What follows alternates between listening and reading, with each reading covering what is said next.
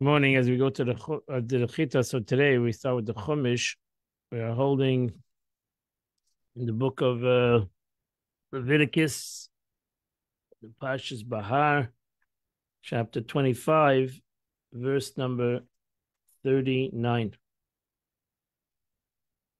If your brother becomes destitute, and he'll be sold to you, you should not work with him slave labor. Now she says, what does that mean?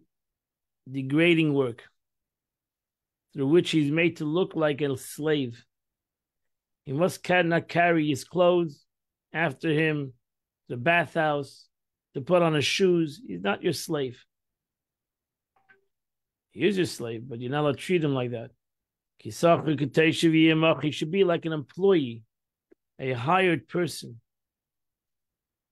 Until the 50th year of Jubilee, he works with you. Now she says, "Avedis kaika." What's a employee? Somebody works the agriculture, craftsmanship. Like any other employee, but you're hired to work on your land. You hire your employees to work in your house or whatever in your business. What does the Torah teach us? That even if the Jubilee occurs before before the 6 years, if Jubilee falls into the middle of the 6 years of when he sold himself, he still goes out free, even though the 6 years haven't finished. Verse 41, and then he shall leave you. Who uban of Imai, him and his sons with him, v'shavel mishpachte, and he returns to his family, v'lachuzas az yashuv, and he resumes the status of his fathers. Now she says, Abu Shimon said, if he was sold, who sold his children? What is the meaning that his children go out? However, from here we learn, Abu Shimon says, that the master, the one who buys him, is obligated to buy food for his children, and in this sense, they are released with their father. So when he frees him, he doesn't have the obligation of supporting the family. Well, now she says his father's former honor, meaning he must not be degraded. You're not allowed to remind him and say, tell him, you were a servant. Because they are my servants, which I took them out of the land of Egypt. I took the Jews out of Egypt that they'll never be servants anymore. So therefore, they're not your servant. My contract comes first. So therefore, they cannot sell themselves. They can sell themselves, but they're not slaves. Namely, by public announcement saying, here's a slave for slave. Neither may they stand him upon the auction block. You're not allowed to work hard, rigor, labor. You shall fear God. Now she says unnecessary jobs for the purpose of tormenting him. Do not say to him, warm me up this drink for me when you do not need it. Under the vine until it comes back, and you never came back. Perhaps you'll say, no one really knows whether it's necessary or not. I say that it's necessary. This matter is held secretly with man's heart. So therefore the Torah says, you shall fear God. Verse 44, your male and female servants that comes from the nations of the world. Those are that where you should acquire servants and maidservants. So now she says, if you may say, if so, that I may give my Jewish servants only skilled labor, so who's going to do my unskilled labor? Over my Jewish servants, I don't have any really power. I must treat them as hired employees. Therefore, the Torah says there's 7 nations I'm not allowed to possess as a slave. For you warn me they should not live, so where am I getting slaves? They'll be slaves for you, the nations of the world. Not from those 7 Canaanite nations that are within the borders of your land. For indeed, regarding them, I said that nobody's allowed to live. So therefore, they'll have to come from different parts of the world. Also, those children, those residents, if Goyim come to live in the land of Israel, non-Jewish people come to live and they want to become slaves, sell themselves as slaves, that's people you can buy. For their families that have children, it's called a ger. We're mentioning yes, a ger toshav.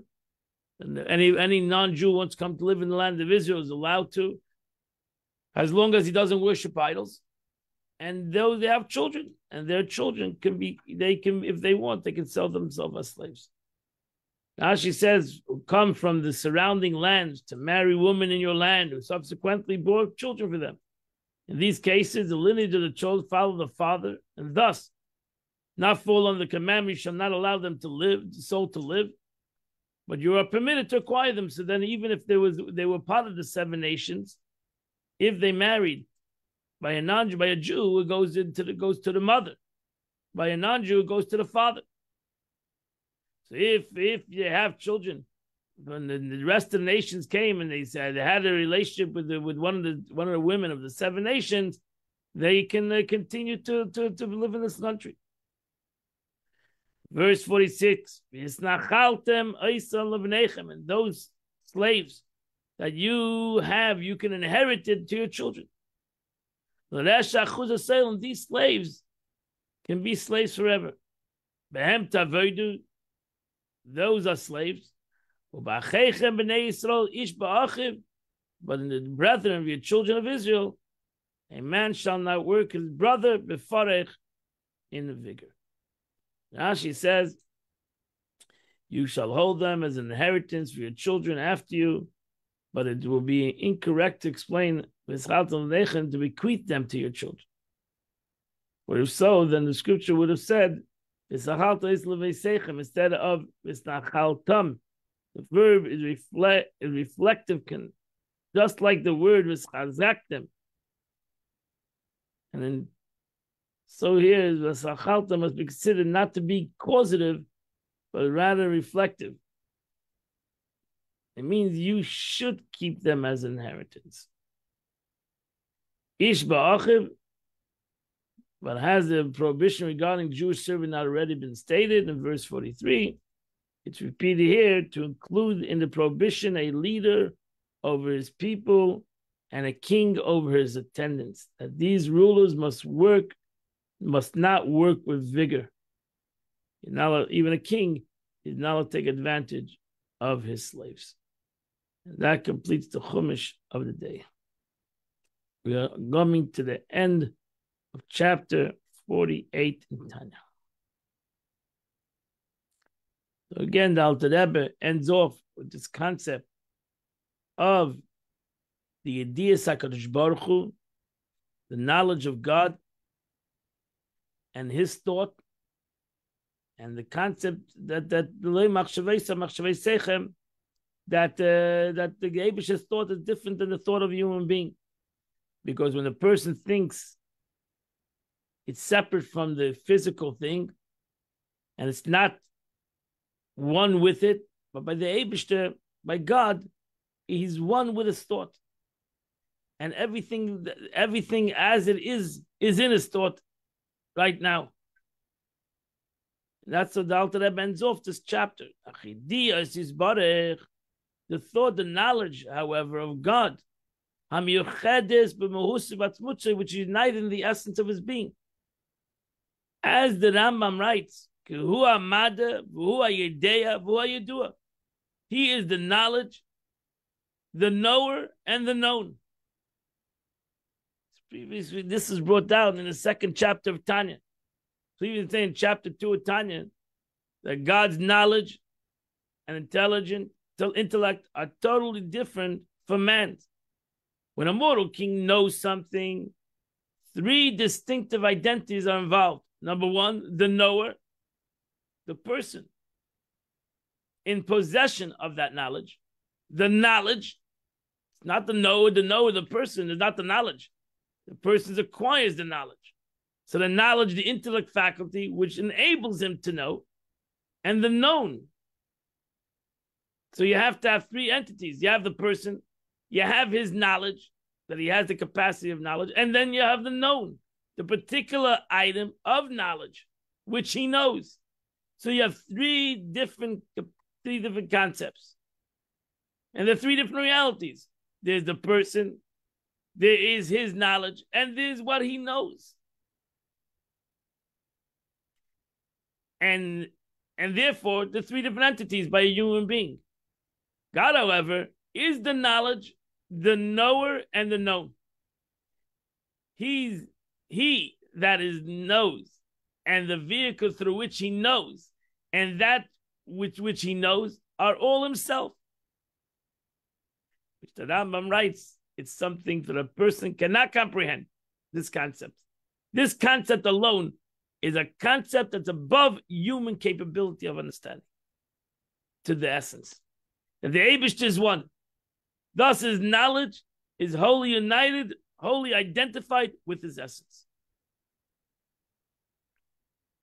And what does that mean? Ubi dias atzmai, and knowing himself, kaviyachol, so as it were, yedeya kol nivraim, he knows all created. So God, by knowing himself, he knows everything, because he is his knowledge and himself is one. So knowing himself, he knows everything. And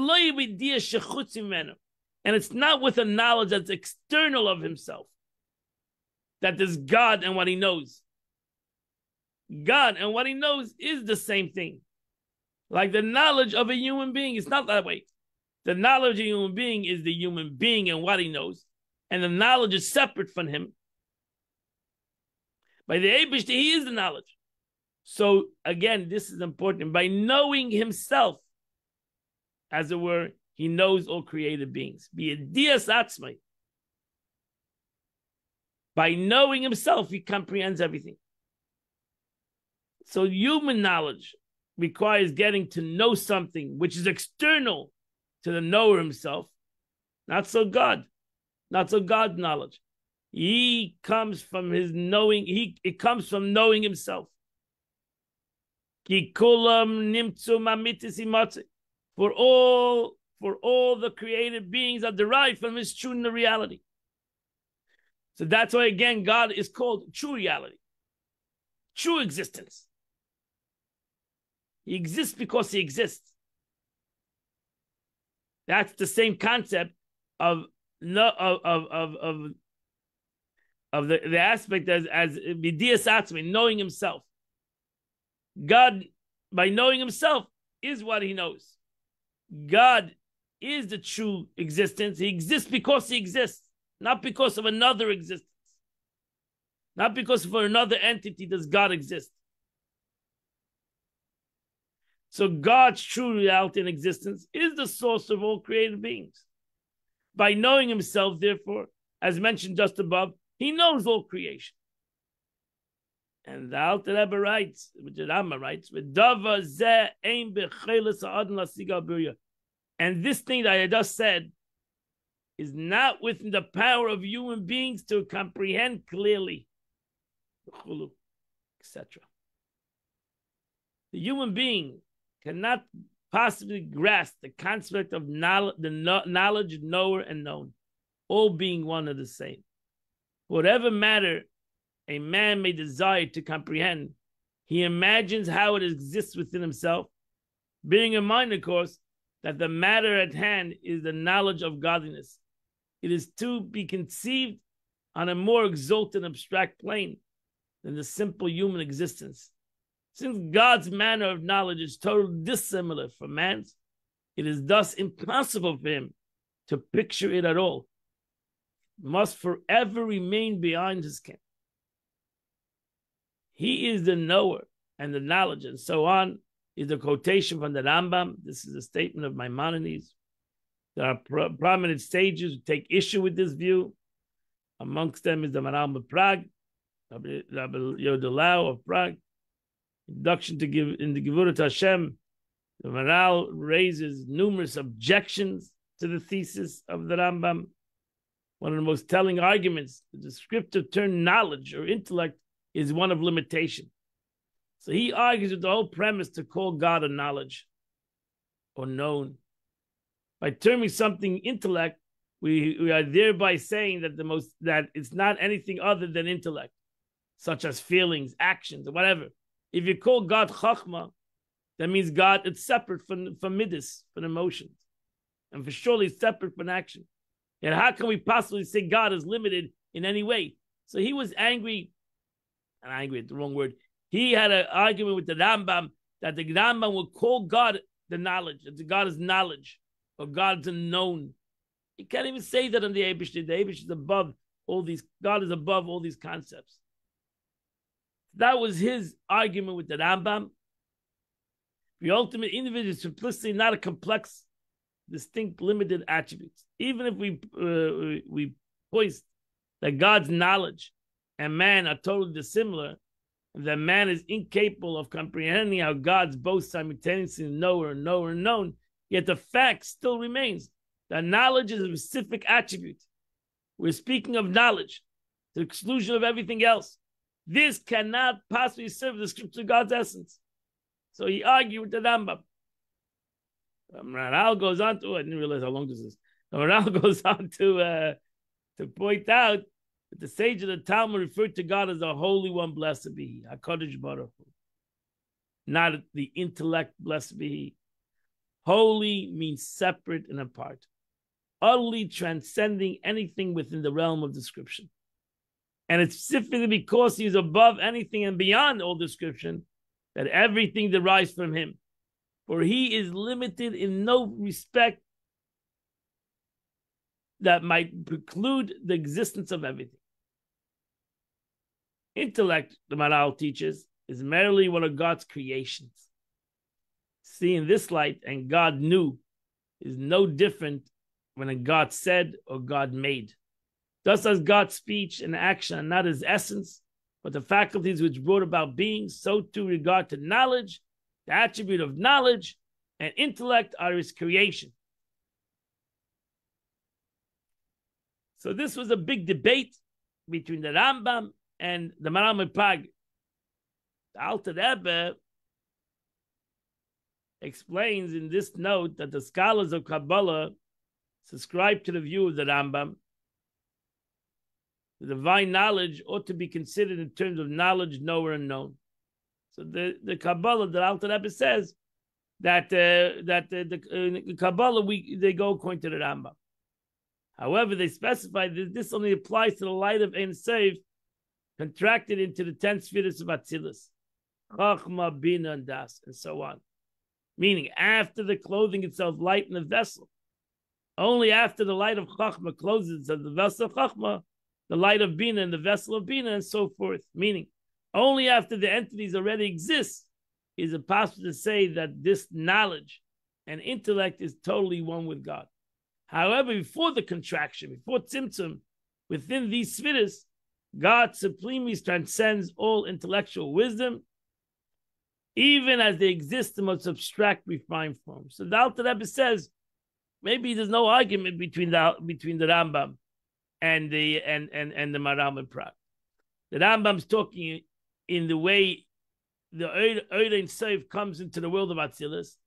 So the way Oid Ein Sof comes into the world of Atzilus, we have Chachma, Bina, and Das. And the Maharal Prague is talking about the way it's above, it's before Kaidam HaTzimtzum. It's before contraction. Before contraction, we cannot say in God that is Chesed, Gvura, Tiferes. So they're not arguing really together. According to the teaching of Chassidus, follow along with Rabbi Yitzchak Luria interpretation of doctrine of Tzimtzum, the view both of the Rambam are correct and Maharal are both correct. So the Alter Rebbe says, according to the Arizal, there's no argument between the Rambam and the Maharal Prague. God's essential existence and being before contraction of godliness is described by the Maharal, an existence unqualified, simplicity beyond the pale of knowledge and intellect, in whatever form they may take, even to the subtle knowledge of knower, known, and known. However, once contraction took place, the spheres came into being, then his vesture in them may probably be described as a saying, in the words of the Rambam, he's the knower and the known and the knowledge. So in the world of Atzilus, as we learned in Chassidus many times, in the world of emanation, over there, God is united, so to say, with his Sfiris. And that's why the Rambam says that we cannot comprehend the world of Atzilus. That's what the Rambam is saying. That we cannot comprehend. We could say about it, but we really cannot really comprehend the concept of what is the world of Atzilus in reality. Because over there, God and his emanations are one. He's the knower, the known, and the known. So therefore, where do we comprehend this concept? Once it comes into the world of Bria. Once over there with the Sfirot, that's why it's called the world of creation. Once it comes into the world of creation, with there the Sfiras are more defined. As Chassidus explains, what's the difference between the world of emanation, the world of Atzilus, and the world of creation? In the world of emanation, is more oiros, there's much light and less vessels. While in the world of Bria, there's more vessels than light. So we see now more the concept of vessels. What are the vessels? Chachma, Bina, Das, Chesed, Gevura, Teferet, etc. So this is because the Sfiris in an emanation of godness rather than created beings. As such, they are wholly united regarding the world of Atzilus. This expressed the statement of Tunizaya, he and his life-giving emanations, the oiros, the lights, in the 10 Sfiris of the world of Atzilus are one. He and his causations, Kalim vessels of the Sfiris Atzilus are one. That is to say, that Ein Sefer light is one with the lights of the vessels of Atzilus. This is exactly the same as saying he and his knowledge, and the knowledge and the Sfiris are truly one, as the Maral Miprak says. In the view of Maral Miprak too, it's fraught with difficulties. First of all, we noted that the scripture does attribute knowledge of God, his understanding beyond his reckoning. Furthermore, it appears unreasonable to argue that God's knowledge is dependent on a created entity. According to the nation of Chassidus, then, all these difficulties, both those of the view of the Maral and those of the Rambam, are satisfactorily resolved because God's essence is indeed beyond description. That's the Maral Miprag. Yet it's still the knowledge of no unknown as he unifies himself in the world of Atzilus, and that's the Rambam. After they're coming into being through the medium of a symptom of a contraction. And that's what the Alter Rebbe is going to say now in his Haggadah, his parentheses. So the words of the Alter Rebbe, so just to explain to you what he's going to say, it might be hard to understand in the actual words. As the Rambam writes in Maimonides, the Rambam writes, Beis Abchira, knower, the known, the knowledge, the known, and the knower, the known. I'm sorry, the knowledge, the knower, and the known. And the scholars of Kabbalah have agreed with him. As it brought down in Pardes of Marak, Moshe Kodavor, Zachen Levracha. The Chain for Kabbalah Arizal, Zachen Levracha. And it's also according to the Kabbalah of our master, Rabbi Yitzchak Arizal, Rabbi Yitzchak Luria, blessed memory. It was Rabbi Yitzchak Luria, the Arizal, who first revealed the doctrine of Tzimtzum, which taught that God exalted essence is even more removed from the Sfiris than we thought it was before then. So he brought about the concept, he taught this, he revealed the concept of Tzimtzum. It was thus be logical to assume that since he stressed this infinite distance from the Sfiris, the Sfira of Chachma, for example, he would be unable to accept the statement, he is the knower. Nevertheless, his teaching holds true even according to him. But with the proverb, beside Simpson Sabzah Bekalim, the mystery, doctrine of contraction, and the clothing of the lights of the Sfiris and the vessels of the Sfiris are explained previous chapter 2 in the world of Atzilus. The unity of God, the divine Sfiris, is so absolute that even according to the Rabbi Yitzchak Luria, one may safely say that this unity, he is the knowledge, the knower, and the known. Before the above note, Alter Rebbe stated that the God's knowledge is united with his essence and being, Since he is infinite, his knowledge is infinite as well. It's therefore impossible for this knowledge to pervade the earth. It must encompass it. This is true, of course, not only God's knowledge of the earth, but the creation as whole. Since this knowledge, that since it's an infinite order, it's not described as clothed within the orb of the earth.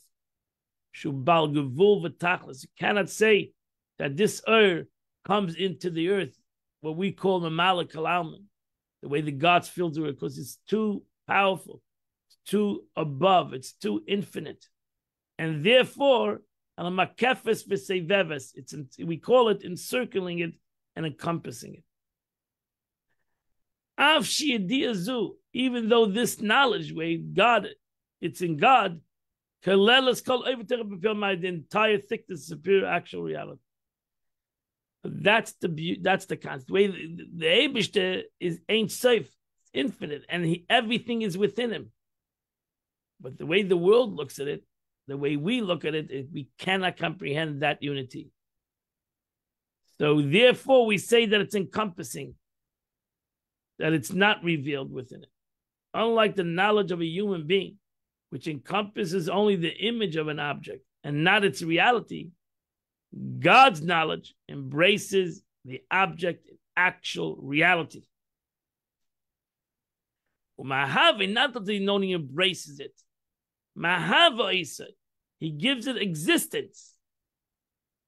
The thought itself not only embraces the knowledge, it gives it existence. From something, an existence from something to something, from nothing to something. So creation does not come about from a glimmer of godliness found within the object, which sustains it only in inanimate vegetable level, but from the supernal knowledge. That's what the Alter Rebbe wants to bring out ultimately. We shouldn't think we're all come from an expression or an outer light of God. We all come, everything in the world ultimately comes from the essence of HaKadosh Baruch Hu, the supernal knowledge that encompasses it and encircles it. And although this knowledge is responsible for the object's existence, it's still described and encompassing. For so much of the knowledge is infinite, while the created being is finite, this knowledge is unable to enclose itself within a created being. It encompasses. It cannot be revealed in this finite world, because then the finite will lose its finity. As explained elsewhere, that creation ex nihilo can take place only as a result of the encompassing light. So we know the Alter Rebbe, it's told when the Alter Rebbe said the word Atzilus, he couldn't be able to say the word Atzilus. He would say Atzi. You couldn't get through the word Atzilus. So the Alter Rebbe was a great tzaddik. Maybe he saw the Atzilus. He had an understanding in Atzilus. It was such and he therefore couldn't even say the word Atzilus because it was such a high level. As the Rambam himself writes, if you understand that the knower and the knowledge and the known are all one, that is Atzilus. And that, as the Rambam says, is impossible for a normal human being to comprehend. So you can say about it, you can talk about it, you can explain the world of Atzilus, but to truly comprehend how there is total unity, oneness in that concept, is very hard for a human being to even understand that concept. To its essence, as the Alter Aburi, I can understand it in abstract, but to understand it to the essence is impossible. That ends the Tanya. That ends the chapter 48 in Tanya. Tomorrow, Mitzvah, you'll learn the whole chapter 49 of Tanya. We are in the 16th day of the month, which is in the Tehillim, chapter 79 to chapter 82. If you say those 4 chapters, you do the chitas of the day. Wish you all a good night of Shabbos. I wish you all a good Shabbos. Hope that you continue to learn chitas by yourself on Shabbos. And in Mitzvah, we'll see you all Sunday, 8 o'clock. We'll continue to learn the chitas of the day. I wish you all Shabbat Shalom. God bless us all, that we should have a wonderful and beautiful Shabbos to all of Jews around the world.